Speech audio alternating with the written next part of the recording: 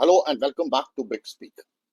In the previous episode, giving out the story of Operation Gibraltar, we covered the plan, why the plan was conceived.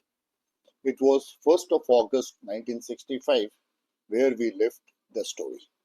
Let's see today what happens once infiltrators crossed the ceasefire line.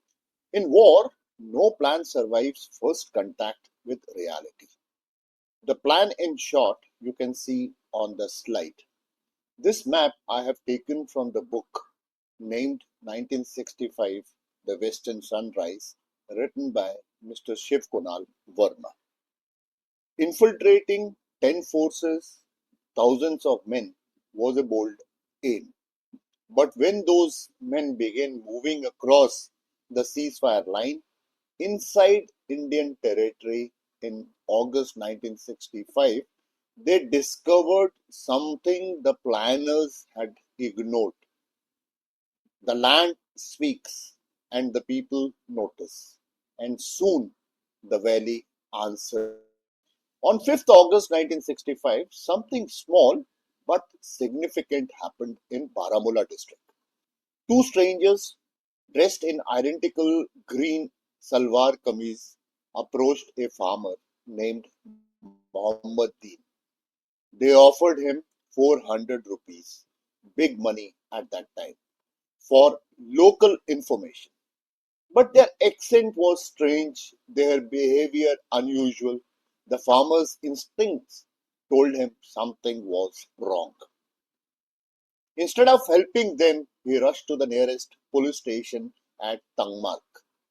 The police informed the army. A patrol went out and managed to catch one infiltrator. That man, frightened for his life, revealed more than expected. He spoke of large groups moving through forests, camps, across the ceasefire line. He was also in possession of maps marked with Indian targets. At first, officers thought he was exaggerating. Only one man could he be trusted, but this was the first crack in the wall of secrecy. The same day, far to the south near Rajouri, another villager spotted armed strangers. He ran to brigade headquarters. Brigadier Bharat Singh of 120 Brigade reacted quickly. He ordered Captain Chandra Narayan Singh of 2 Gadwal Rifle to take a platoon and check. The patrol found itself outnumbered by infiltrators. But Captain Singh did not wait. He attacked. In the short, violent clash, he and three of his men were killed. Yet, the raider column scattered in panic. Abandoning weapons, Singh's sacrifice proved two things. The infiltrators were not invisible, and Indian patrol would fight aggressively even when surprised. Let's take a pause in the story to explain a military point here. In counter infiltration, your best sensors are often villagers, shopkeepers, shepherds. They know the ground. They know who belongs and who does not. One farmer's suspicion at Baramulla and one villager's alert at Rajouri did what expensive machines could not.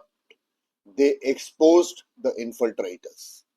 At this time, GOC 15 Corps was Lieutenant General Kashmir Singh Katoj and his boss was Lieutenant General Harbakh Singh, the Western Army commander.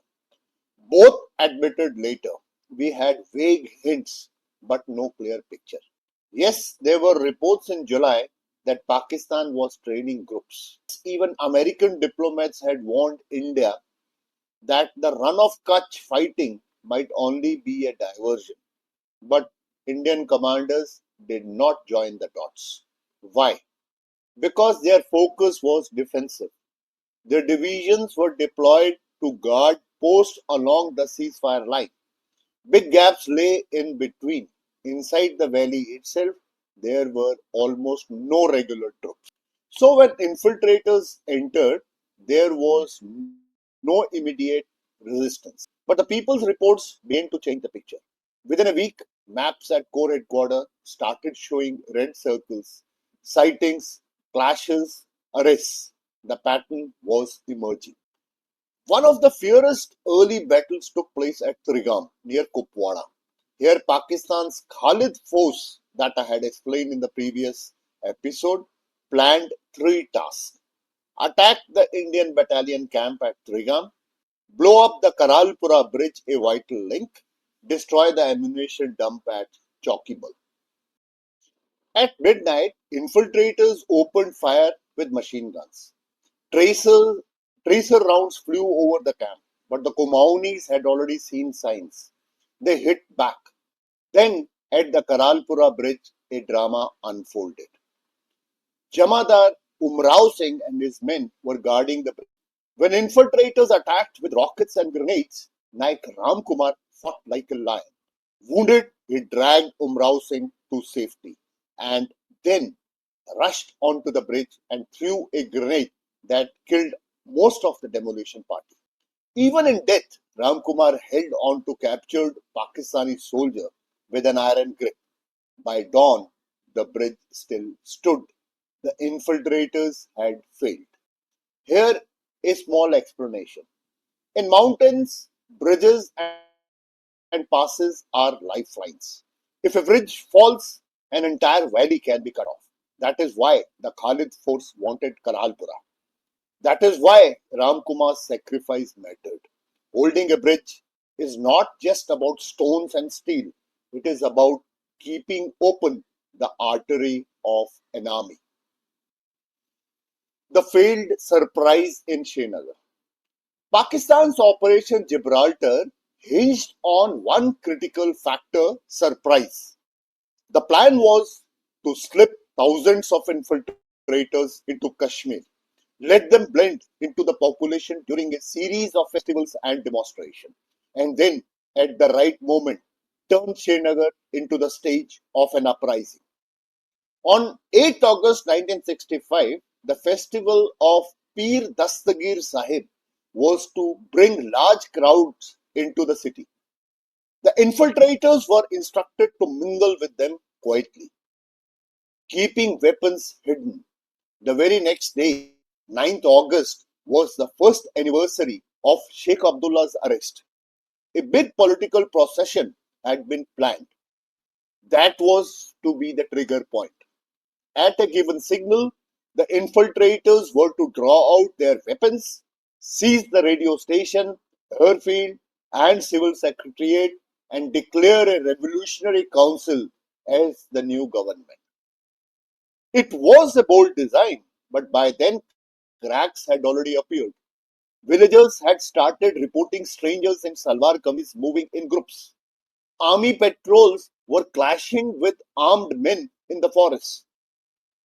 Prisoners were being captured, and the intelligence they gave painted a clear picture of Pakistan's game. General Harbakh Singh, commanding the Western Army, was not going to take chances. On 5th August, even before the infiltrators could reach their objective, he ordered 2 9 Gurkha rifle to be airlifted into Srinagar. By 8th August, they were already guarding the airfield. The kukri wielding patrol spread into the valley, chasing down bands of infiltrators and clearing villages. The very sight of Gurkhas charging with drawn blades was often enough to scatter the so-called mujahideen, writes Mr. Shiv Kumar, writes Mr. Shiv Kunal Verma in his book. Soon, 4 Sikhalai also flew in, followed by ad hoc companies raised from other units. Srinagar, which Pakistan expected to be lightly held, was in fact turning into a fortress. The infiltrators still tried. Small groups managed to creep close to the city, but every attempt to slip in was cut short by militia, police, or army patrol.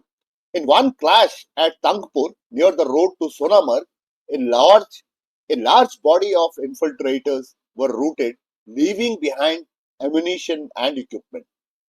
Prisoners confirmed that their mission was to spark revolt in Srinagar. What was meant to be a grand uprising ended as scattered skirmishes. Instead of civilians rising in revolt, most Kashmiris were actually tipping off the authorities.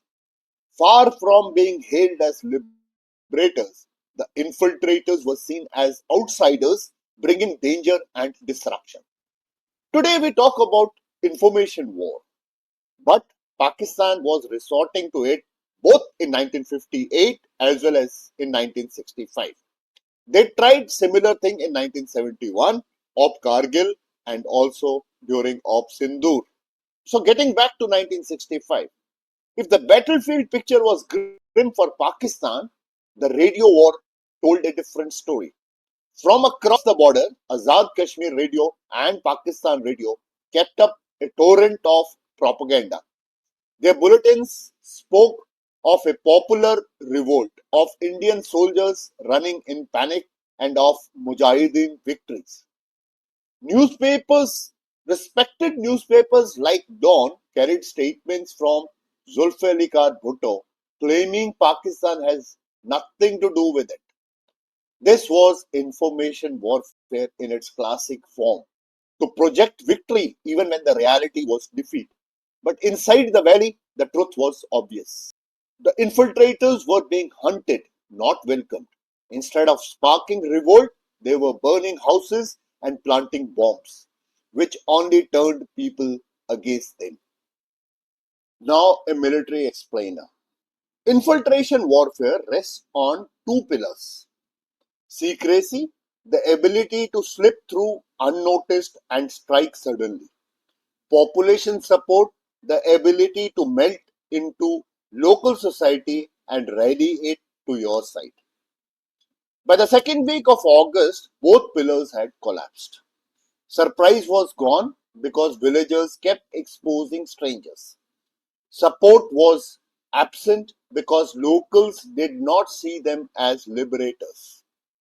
Without secrecy or sympathy, the infiltrators were reduced to scattered raiding parties. They could harass, yes, but they could not ignite a revolution. In military terms, Operation Gibraltar in Srinagar failed because the operational design was politically driven, not militarily sound.